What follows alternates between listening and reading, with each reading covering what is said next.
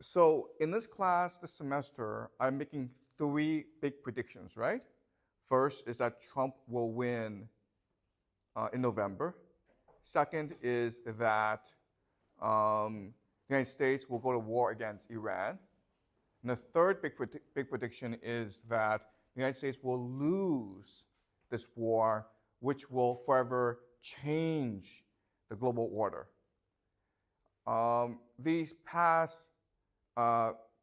So last class, we looked at one reason why the United States would invade Iran, which is the Israel lobby. And in today's class, we'll look at another reason, which is the defense of empire. America is an empire, and it must defend its imperial status. So let's examine what an empire means for America. So from 1950 to 1980, America's economy was mainly focused on manufacturing, factories, okay? So manufacturing as a share of GDP was 40%.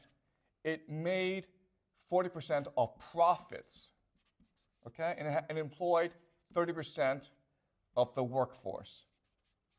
So during World War II, America had a lot of factories to produce weapons. And after World War II, these factories produced consumer goods, cars, electronics, to sell to the world. And this made the American workers the wealthiest and most well-educated middle class ever in human history.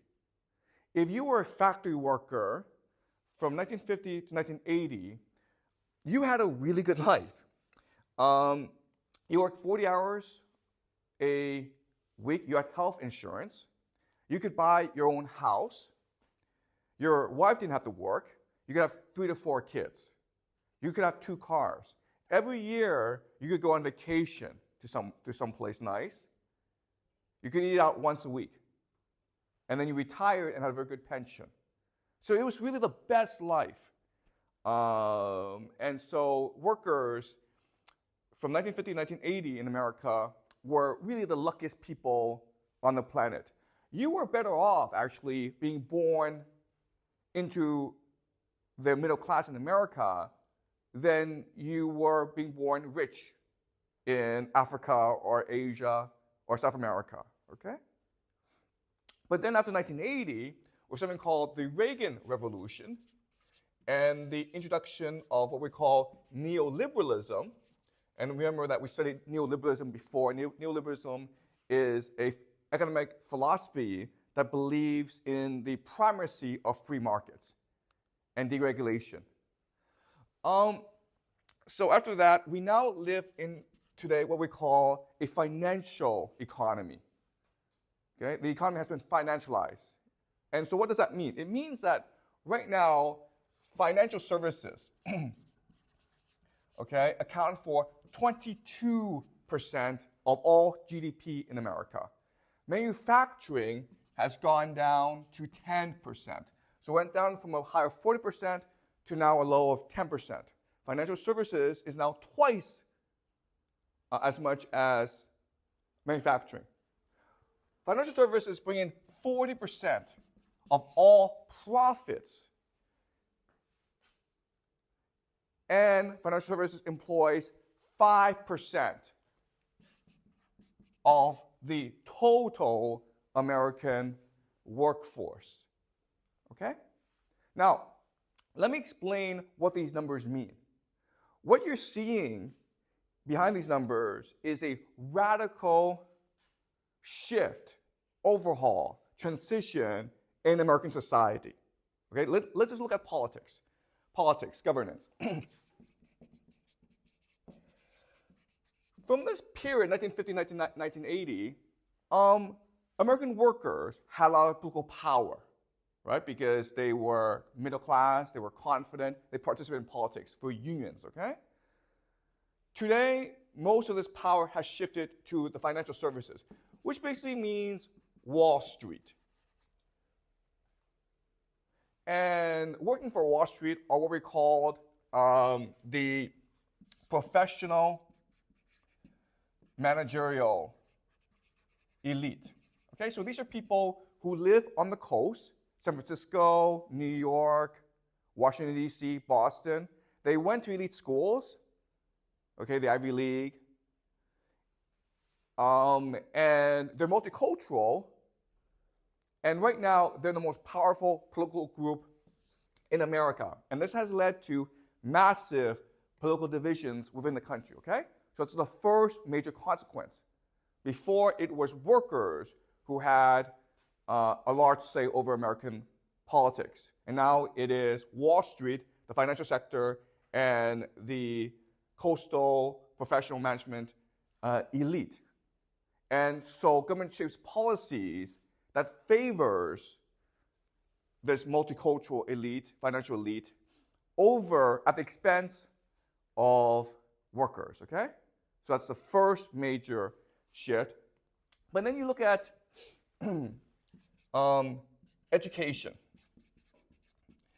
And so what I mean by that is that, you know, if you went to a good school, a good university in the 1950s and 1960s, your ambition was to become a professor, right? Or maybe a scientist, or maybe an entrepreneur, or a corporate executive, okay?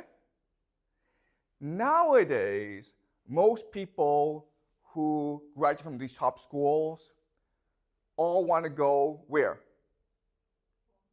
Wall Street, and that's it, okay? Why? Because you make more money on Wall Street than anywhere else. Okay? So you're talking about these PhDs in statistics and artificial intelligence who should be working for IBM, developing the latest technology, right? Instead, they're on Wall Street working for a hedge fund, gambling with other people's money. Okay, so basically the economy has gone from one that is productive or creative to one that is entirely speculative. Okay?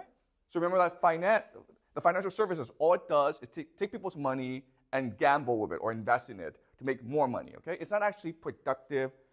It's all it is speculative. Okay? And the smartest people in America, the most well-educated, are all focused on this sector. Okay?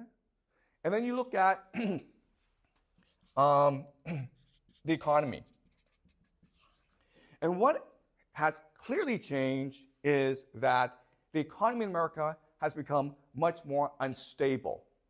So in 2001, there was the internet crash, right? The dot-com crash. And in 2008, there was the financial crisis, right? The subprime crash. And then after that, you have you have these banks going bankrupt, okay? I think like this past week, 3 banks went bankrupt in America. This should not be happening. And the reason why this is happening are all these bubbles, okay? So in other words, all assets right now in America are overpriced, okay? Housing, stock market, and people are gambling that these asset prices will only go higher, which creates bubbles. And when these bubbles burst, you have volatility and instability and uncertainty, okay? So this is bad for the economy. And then you have things like inequality, right? So if you look at profits, if you look at wealth generation, the top 1% make much more money than everyone else. And this inequality is only increasing. Okay? So in other words, the financialization of the American economy has been really bad for America. And you can make the argument that it's actually destroying the fabric of American society. Okay? It's making politics much more divisive. It's making the economy much more volatile. The smartest people are engaged in speculative activities. Young people don't want to work. They just want to buy Bitcoin. And you can also make the argument that you're creating a rentier economy. Okay? And the rentier economy just means that if you are young, you can never afford to buy a house. You can only rent, which means that you yourself can never go from, you have no more social mobility, okay? So this overall is really bad for America. Now the question then is, how did America get to this point? How did it transition from a manufacturing economy to a financial economy? And there are different theories out there, okay? There are some economists who say that this is just late-stage capitalism, okay? This is the natural evolution of capitalism. There are some who argue that it is the neoliberalism or the Reagan Revolution that caused this. Okay, when you cut back the role of government, when you emphasize free markets, then you have this situation, the over-financialization of the economy, okay? What I want to show you today is that the real reason is the transition to empire, okay? There's a really simple explanation for why this is happening, and the reason is that after the end of the Cold War, 1991, America became a global empire. It could now set the rules of the game, and it set the rules of the game so that it would always win. And then all money flowed to America, which created all these asset bubbles. Okay? So that's the argument I'm making to you today, okay? So are we clear about what's happening? Any questions so far? Okay, now I want to explain to you how America became an empire. In fact, the most powerful empire in human history, because even though Rome was powerful, it didn't really control the world. Whereas America, the American empire today, controls the entire world, okay? And so, to understand how America became an empire, you have to go back to the founding of America. Okay, so in 1776, America declared independence from Britain. And at that time, they had something called the Declaration of Independence. And the Declaration of Independence, if you read the document, it's very clear. It's what the founding fathers of America said is that we are founding a new society in America based on God. Okay? Now, the founding fathers were Christians, but they were a special type of Christians who believed in the idea of deism. And deism is the idea that, yes, there is a God, and God did create everything, but God is not interested in managing human affairs. God leaves us alone, which means that we as humans are empowered to create the world we want to create. Okay? And the founding fathers wanted to create a new society based on the idea of God. Okay? And what they believed is that God gave human beings 3 fundamental rights that all governments must respect. Okay? And so the famous phrase is, do you guys know the famous phrase? Life, liberty, and the pursuit of happiness. Okay? That is the mission, the purpose of America, to ensure that every American would have life, liberty, and the pursuit of happiness. And that's really the goal, the role of government. Life, to make you safe, okay? To provide security against enemies. Liberty, the right to say whatever you believe, the right to believe whatever you believe, okay? So the tolerance of all creeds, religions. Now last is the pursuit of happiness. What does pursuit of happiness mean? You guys know? So Thomas Jefferson wrote the Declaration of Independence, and when he wrote the pursuit of happiness, he had a very specific idea in mind. What does the pursuit of happiness mean?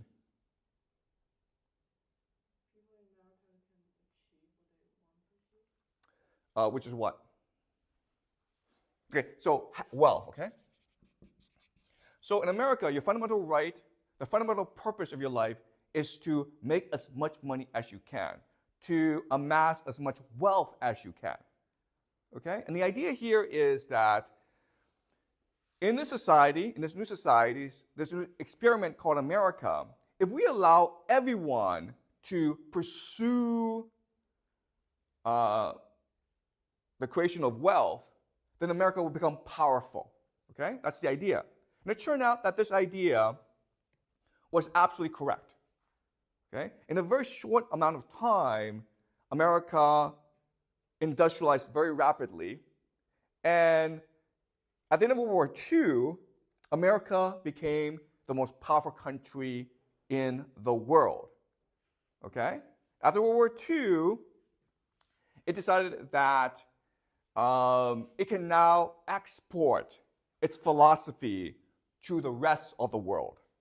So in 1944, there's something called the Bretton Woods Conference. Okay?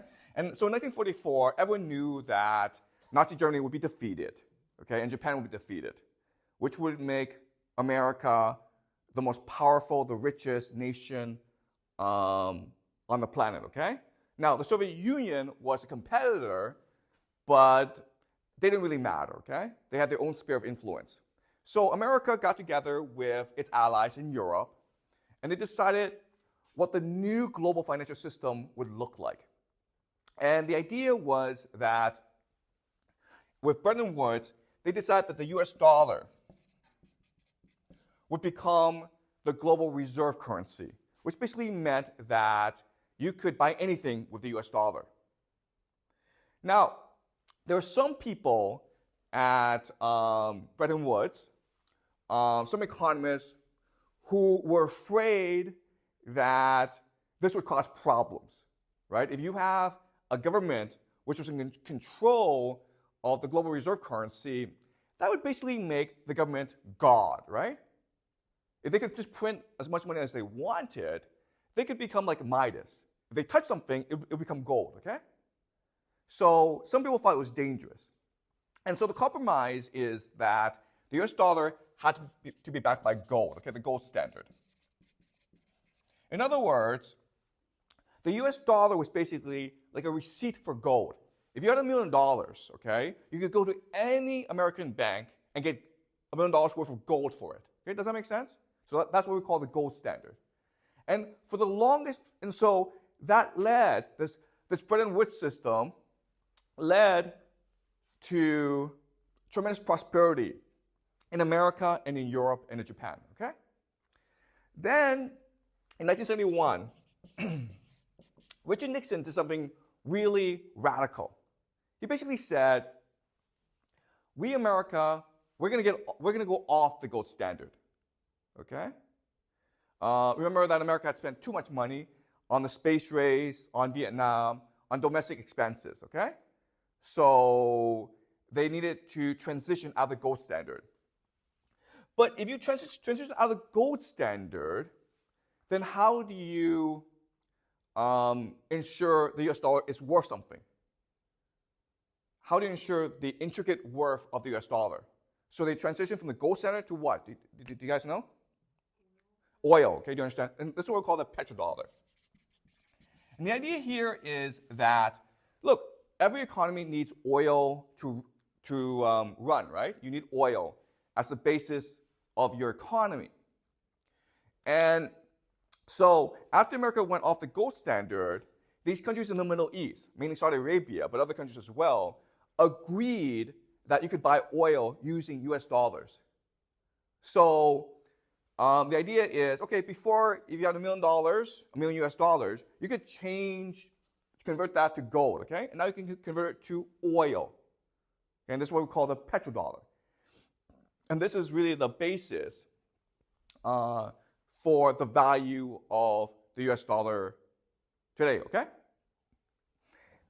So then what happened is that in 1991, the Soviet Union fell, and now America was in charge of the entire global economy, basically, okay? And so America at that time said to everyone, listen, let's focus on trade, because trade will make everyone rich. Okay, so let me explain the theory of this. Okay, so America basically wanted everyone to trade, and the idea of trade. Okay, this is like Russia, China, okay, South America. And the idea of trade is that each country would focus on its competitive advantage. What are you good at? And then you would sell this competitive advantage to other countries for what they're good at, okay? And the theory here is that if you do it this way, then all countries will become rich, okay? So let me explain why. All right, so let's look at US and China, okay? So what China's really good at is cheap labor. The United States, what the United States is really good at is technology, right? Okay, so the idea is that the United States and China trade, right? So China makes all these cheap goods for American consumers. But unfortunately, Chinese consumers don't have enough purchasing power to buy American technology, right? Okay? So what happens is that America gives China US dollars instead, okay? Trillions and trillions of US dollars. Now, in theory, what's supposed to happen is this money trickles down to the average Chinese so that the average Chinese worker, his wages go up, right? And when his wages go up, what he can do now is buy US products like iPhones. And so over time, trade evens out, okay? Does that make sense? That's a theory, okay? That's the first theory. The second theory is how capital moves, okay? And the idea here is that capital is going to go to places which allows it to grow the most, okay? And so the idea is that when you have a globalized world, then what happens is capital from the United States moves to China, right? Because if you invest in China, your capital grows the most. You can buy $1 million house in the United States, or you can buy 10 houses for the same money in China. So you're better off buying houses in China, right? Okay. So these are the two theories. One is that trade will make everyone rich. And second is that capital will move from rich countries to poor countries, okay? And when you actually go to university and you study economics, like Jack will, then you actually have to learn these theories. But in reality, these two theories aren't true, okay? Why not? Why are these two theories true?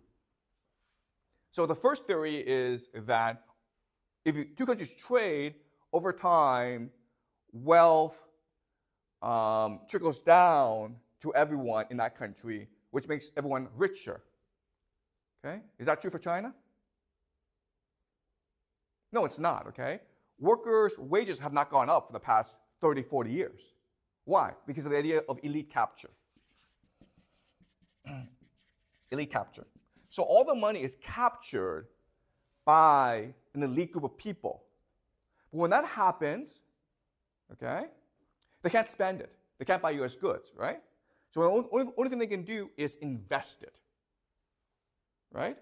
Now, according to this theory, they should invest it back in China because if you investment in China should allow for more growth than investment anywhere else, okay? But in reality, where do they put their money? In the United States. And why would they do that?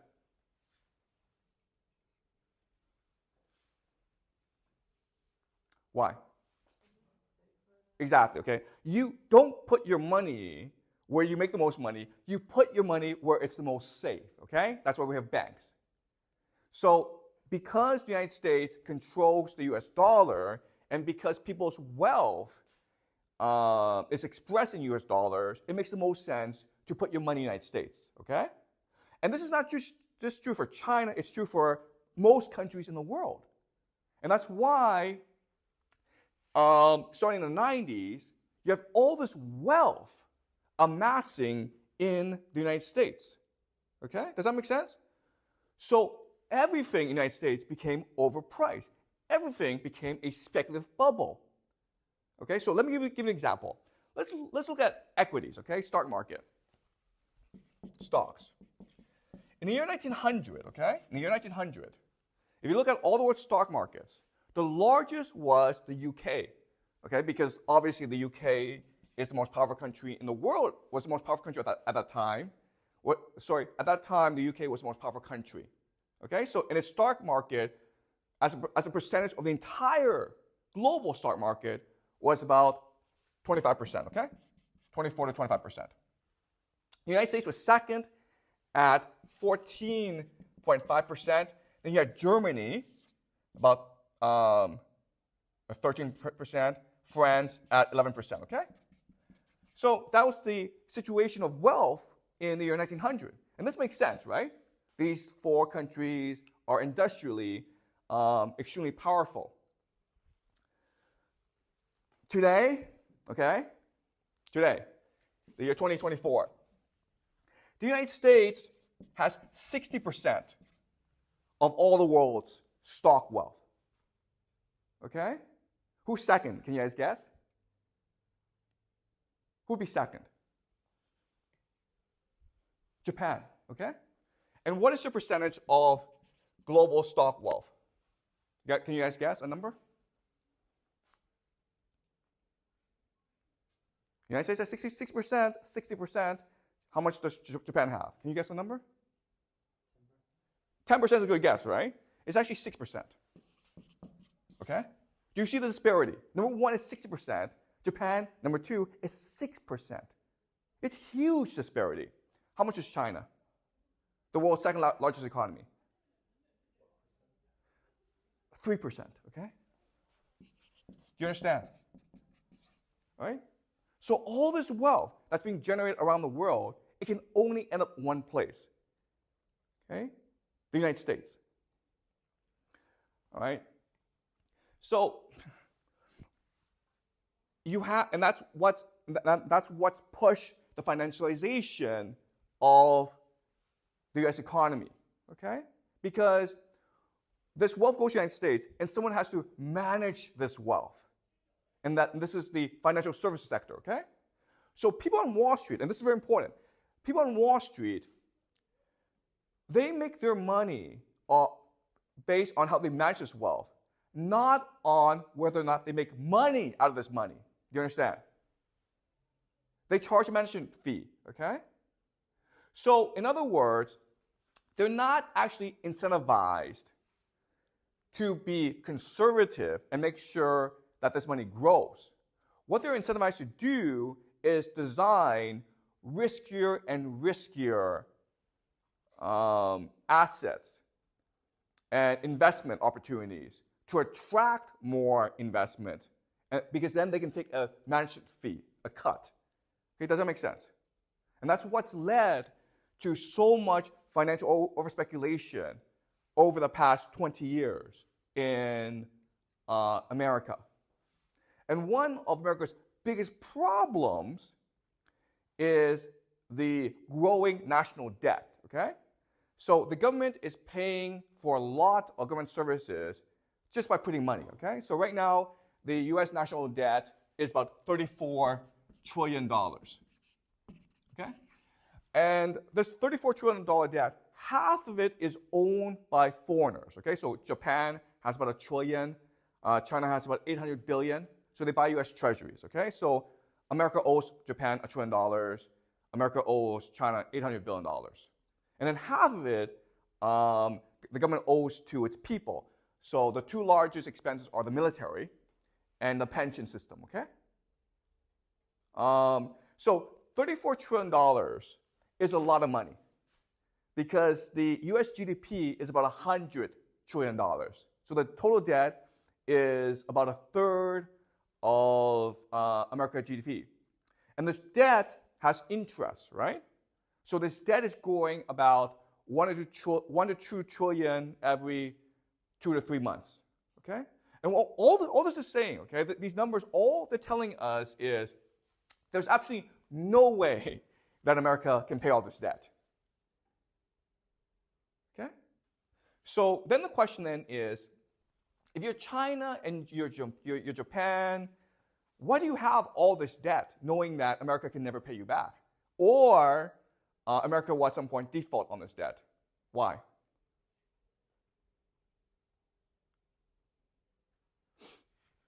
Why does Japan and China and other countries have all this debt, U.S. treasuries, knowing that America can never really pay back all this debt? Why?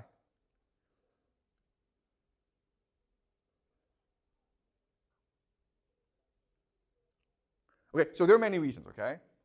The first reason is that, in theory, Japan and China can always take this debt and buy oil with it, okay?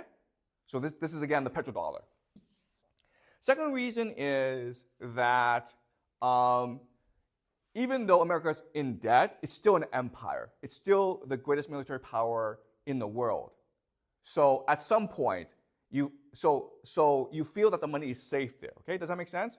Because no one can actually challenge America militarily.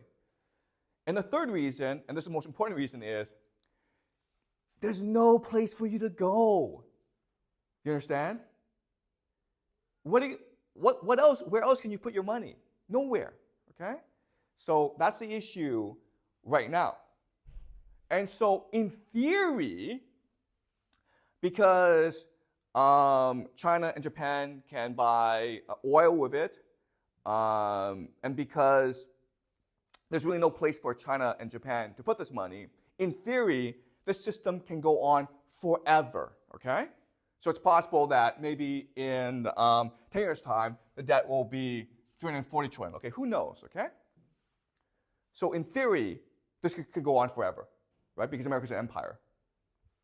But then, what happened 2-3 years ago is Russia invaded Ukraine, okay? Russia invaded Ukraine. And why this is important is that this is basically Russia challenging the dominance of the American empire, okay?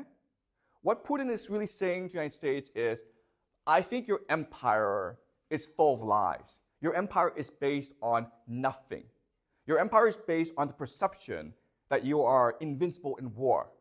Well, I'm going to invade Ukraine and prove everyone wrong, okay? I'm going to show that you, America, are in fact a paper tiger. Okay?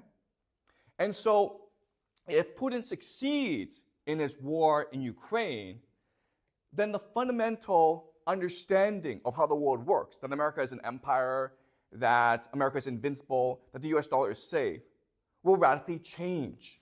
Okay? It will be destroyed, it will be undermined, it will be subverted. Okay? Does that make sense? So that's why America needs to stop Russia in Ukraine. Okay? Can it stop Russia? Can it stop Russia in Ukraine? How's the war going for America in Ukraine? Pretty badly, okay? I mean, the war's almost over. Okay, so but what America can do, okay, which will solve all these problems, is for America to transition from a financial economy back to a manufacturing economy. Okay? If America just does this, America has nothing to worry about. It doesn't have to worry about the debt. It doesn't have to worry about Russia. It doesn't really have to worry about the world, okay?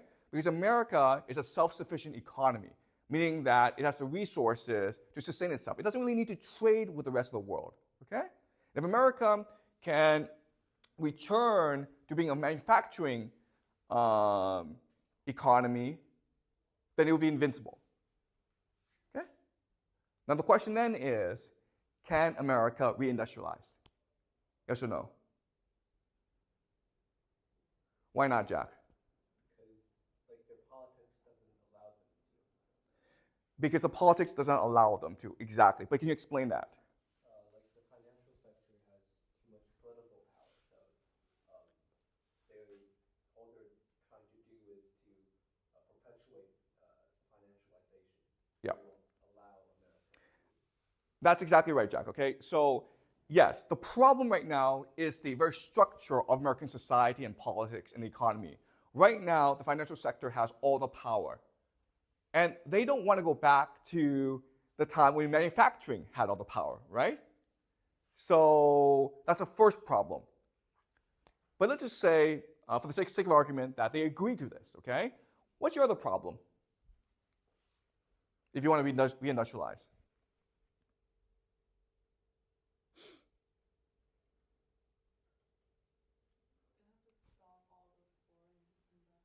Excuse me?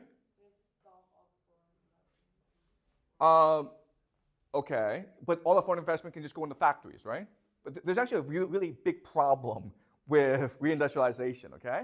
So as Jack says, there will be political resistance to this, okay? But then you have a bigger problem than this, which is what?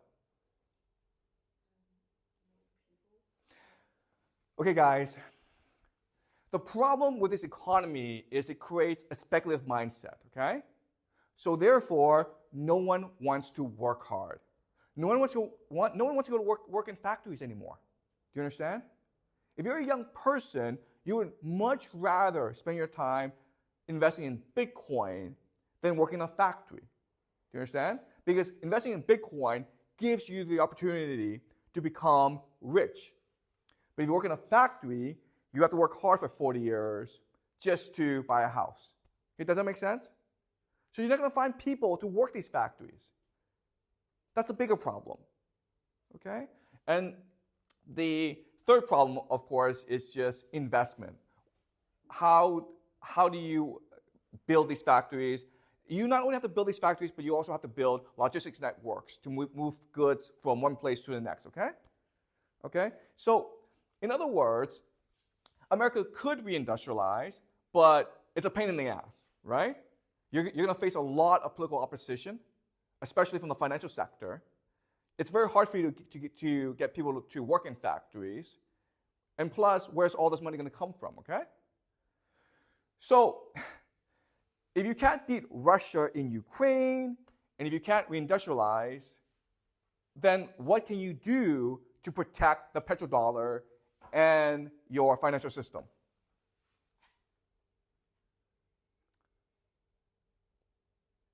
Well, I have an idea, okay? Invade Iran, okay? Invade Iran. Now, why would you do that? And the answer is that, unfortunately, of all the options out there, okay, because America can't just sit back and let its empire collapse, right? Of all the options out there, invading Iran happens to be politically the easiest to do, okay? You can't go fight a war against Russia because Russia has nuclear weapons. You cannot reindustrialize because there'll be too much political opposition towards that. Plus, it'll take you about 50 years to reindustrialize. But if you invade Iran, well, you accomplish three things, okay? The first thing is you show the world that you're still the top dog. Your military is still invincible, okay? So if you're a foreign investor in America, you have $1 trillion US, you feel safe, okay? You don't think the US dollar will collapse. Okay? That's the first thing. To show the world that America is still the world's foremost military power, therefore the US dollar is safe. Okay? Second is oil, right? What is the US dollar based on? Oil, right? Well, if you control oil, then you don't have to worry about people abandoning the US dollar. Okay, does that make sense? Okay, and it happens that the Middle East produces 40% of the world's oil. And Iran is the world's fourth largest oil exporter. But when you take over Iran, you also control Iraq as well. You control that entire area, okay? And the third thing about invading Iran is trade, okay? So that area, most of the world's trade has to pass through that area, right? So invading Iran would allow you to control the world's shipping lanes, okay? So that would be the theory behind invading Iran, okay? But the motivation would be to save the American empire. Because if Putin wins in Ukraine, then America is going to look weak. It's going to look like a paper tiger, okay? And in this situation, as the empire, you have to act. Today, you have a lot of countries in Africa who are rebelling against the Western powers, France, basically, and America. Why? Because they think that Putin is now in charge, okay? Why did October 7th, why did Hamas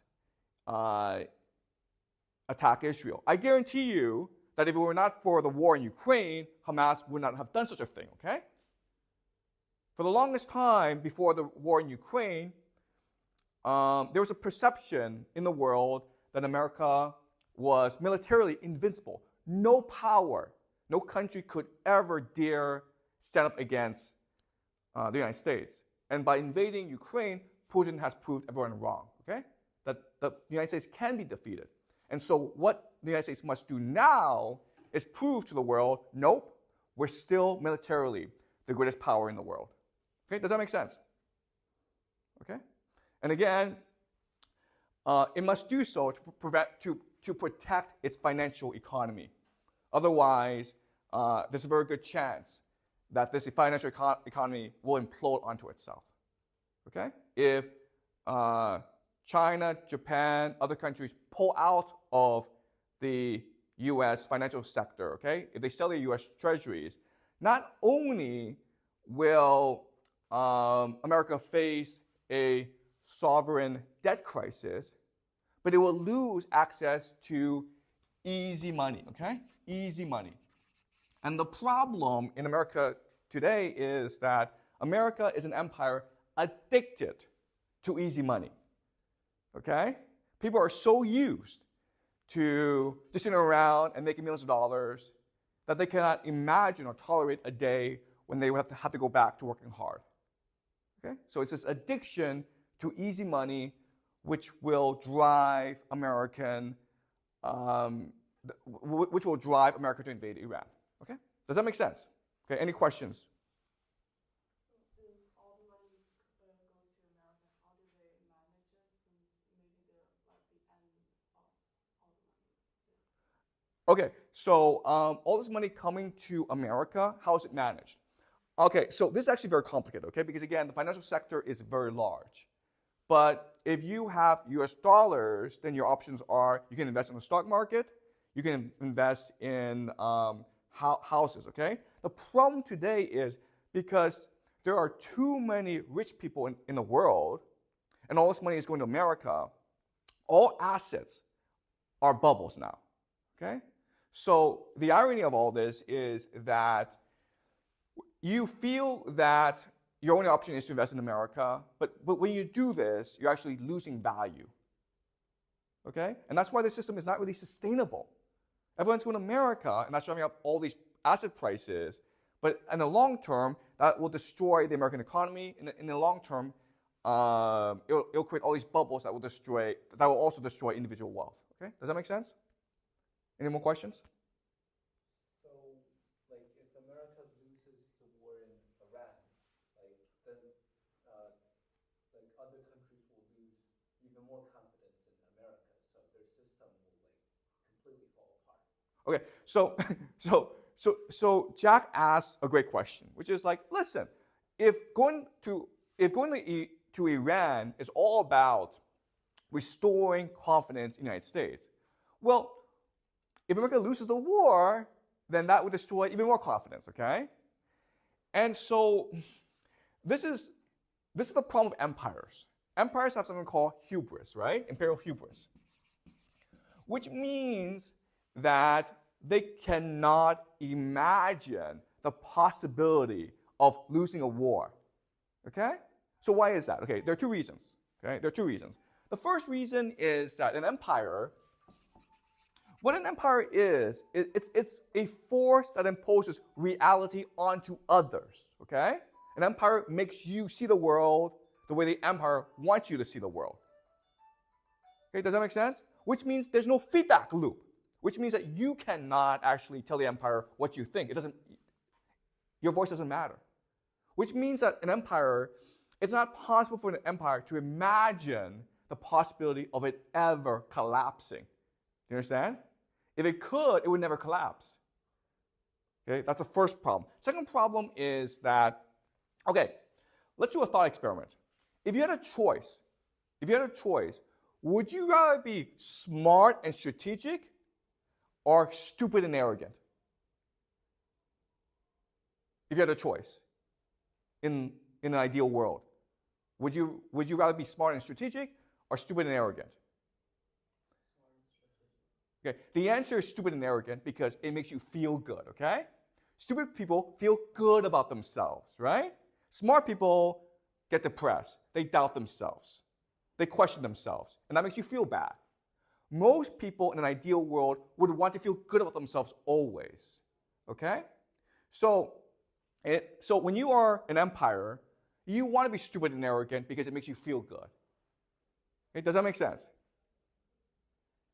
Okay? But that's why empires collapse, because once they have too much power, they become stupid and arrogant, and they refuse to consider the possibility that they could be wrong. Okay? Does that make sense, Jack? Okay? Any more questions? So did the empire start when they start to trade with the world or when the bubble started?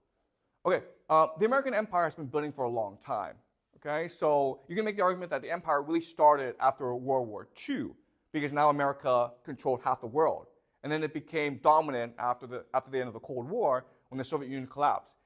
And at that time, okay, before the collapse of the Cold War, America had to behave itself. And the reason it had to behave itself was it wasn't afraid of the Soviet Union, it was afraid of communism, right? That's why from 1950 to 1980, they treated their workers so well, because they were afraid of a worker revolt, right? So the real threat was not the Soviet Union, the real threat was communism as an opposing ideology to capitalism. Unfortunately today, there's no opposing ideology towards capitalism, okay? And that's why America can do what it wants. It does not fear any enemies, it does not fear internal revolt. Okay, does that make sense? Okay, all right, so I'll see you guys next week.